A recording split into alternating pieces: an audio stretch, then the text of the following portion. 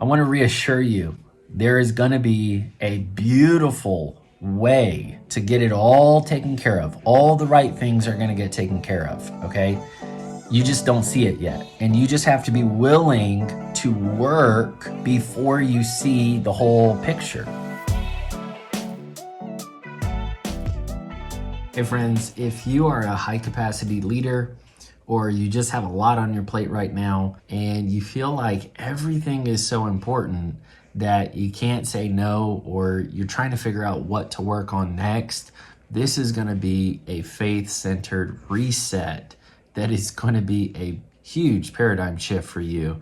And I'm going to show you how to do it in a very simple workflow. It's not that you have too many things to do. You're learning how to grow your capacity. And a lot of times we just try to be better sorters instead of really getting prepared. Whenever we think about prioritization, we're going to sit down, we're going to make a list, we're going to organize the most important things, and then we're going to go after that. And there is something to be said about having a plan, but I think prioritization has turned into a code word for unprepared and reactionary, right? We're literally just overwhelmed by stuff we're not ready for. So when we're showing up, we're feeling frazzled, we're already frustrated, and that puts us at a huge disadvantage. And we're wondering why we don't hit that sense of flow and momentum. We need to learn how to prepare more than we prioritize. And so here's the difference.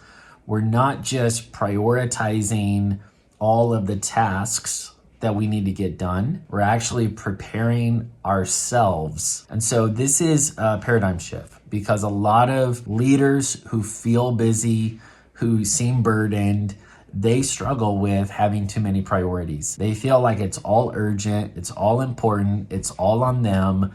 And even if they're trying to delegate some stuff, they still keep their mind going. They've got all of these mental tabs open, and they're managing too much on too many fronts. That's the biggest struggle that I've seen in my executive coaching, is that leaders, whether you're in business or ministry, they struggle with managing their life on multiple fronts. And the more you grow in your leadership, the more fronts you have to take care of. There's different ways we try to get around that, but ultimately it's all an indicator of the same thing, which is that you have to grow your leadership capacity. Because when you grow your leadership capacity, then something that used to frustrate you, discourage you, burn you out, it's just another Tuesday. It's just another work day. You're up to it because you've built up to that level. It's not that you're doing the wrong things, it's that you need to invest in a few focused things that are actually going to grow your capacity, so that way the rest of all this stuff is kind of taking care of itself. If you're trying to sit down and prioritize what you need to do, you're already raising your hand and saying, guilty, I didn't prepare. I didn't prepare myself. I'm reacting to the work. I'm feeling overwhelmed, and I'm using this kind of temporary release valve, and I think that it's going to be a quick fix, when really I need to fix my focus, and I need to think less about all the stuff that I need to get done, and I need to think more about how I'm showing up in the first place. Because when you show up with a greater capacity, with a deeper commitment, with a better strategy, you're gonna look at what needs to get done. You say, I'm ready, let's go, let's do it. Instead of feeling like, oh man, there's so much to do, let me just kind of pare it down and see if I could get 2 of these things done. It's all about your willingness to commit to the work. And there's a scripture that informs my faith journey, but also my leadership journey. It's Proverbs 16:3. And it says, commit your works to the Lord, and then your thoughts will be established. A lot of people try to make a plan and then they make the plan happen. But making the plan can feel like a lot of work. It can take a lot of time. It may not pan out exactly as you thought, and it makes assumptions. It's good to make a plan, but it's just not first. The first step is, Lord, What do you want me to work on? What do I need to commit to? Because, that's going to take us outside of our comfort zone. And that's exactly where we need to be to do meaningful work, to get the right results. Now, that may be, music to your ears. That might be totally different than what you're used to. But I do believe at a core level, most people are not willing to do the real work that helps them grow their capacity. And so they're just kind of busying themselves with stuff that they think is easy, and they're just trying to get some quick wins here and there, but they're not being honest about what kind of work they need to be focused on. And we're all guilty of it, right? It's so easy to just float down the river and go with the flow. And, we say we're being opportunistic, but actually we don't. You don't want to be lazy.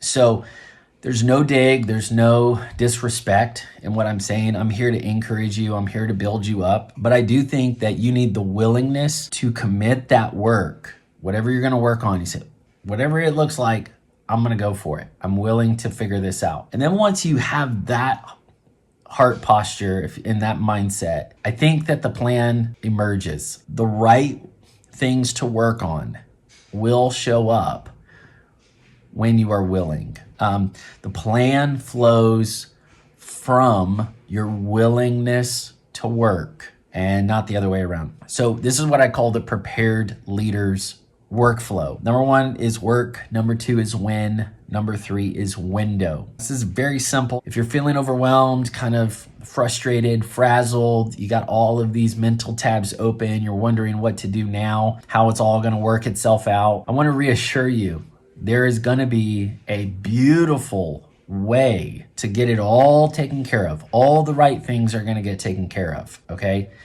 You just don't see it yet. And you just have to be willing to work before you see the whole picture, right? That's the overthinking that happens. It's like, okay, I'm not willing to work on anything until I see everything.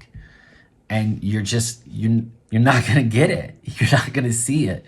So it's the willingness to work on what you can, the willingness to work on one thing at a time that actually unlocks the way you need to get to the results you're hoping for. So number 1 is work. And the question is, am I willing to commit to work today, right? Don't start with the list.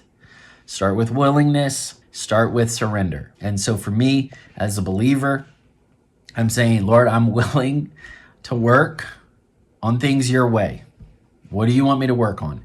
And then at that point, there's going to be a clear category that comes up. Hey, work on being a great dad. Work on being a great husband. Work on being a great pastor. Work on being a great coach. Work on being a great entrepreneur. Work on being a great founder. Work on, the Lord will show you what to work on. I believe He'll make it easy. He'll show you what you need to focus on, okay? So don't stress and don't obsess, all right? Just trust the process that is in front of you, all right? Commit your works to the Lord. Commit to do the work, and then the path, the plan you need is going to present itself to you. Then number 2, the win.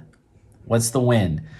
What's one win that would make today great? I need to work on being a great coach, right? Bringing some content on the podcast. Okay, well, what's one win in that category? And then the third question is really getting down to it, the window of time, the window of the opportunity. I love the quote that you can accomplish the opportunity of a lifetime, but only in the lifetime of the opportunity. So there is a window of time that you and I need to be working in. And that is the danger of just this prioritization trap.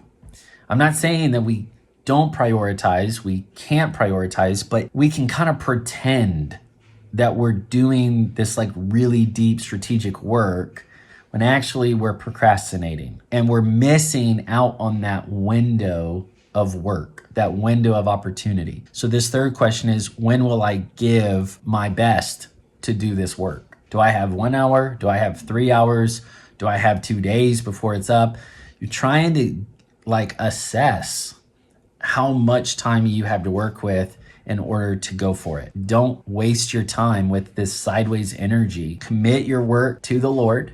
Commit this willing heart, like, hey, whatever it looks like, I got to go for it. Here we go. And then that unleashes the internal momentum to do one thing and then do the next thing and then the next thing and the next thing. And you just build it up over time. The plan doesn't lead the way. All right. The way leads the plan. Now, you're already into the year and you're feeling the pressure. The pressure is mounting and you don't know if you can sustain your progress for the rest of the year. That's why I really want to urge you to join me live for a 5-day challenge. This is really going to help you. It's life coaching for leaders who are aspiring to the executive level. That's why it's called the Uncharted Way, making uncharted progress in every direction of your life and doing it this year. You are multifaceted. You're going to have to learn how to have that omni focus so that way you can identify which direction needs you today. And then you can show up and you can bring your best. And then you come back and you live out of that centered life and it energizes you. So the more you're doing, you're not getting drained or burned out or, disoriented, but you're actually expanding your capacity while you stay centered. So join this 5-day challenge. Spaces are limited. It's coming up very quickly. So don't miss out on this opportunity. And if you're watching this video just sometime much later, then just find the next available opportunity. Thank you guys so much. Remember, the future has so many fields waiting on you. So prepare to go there.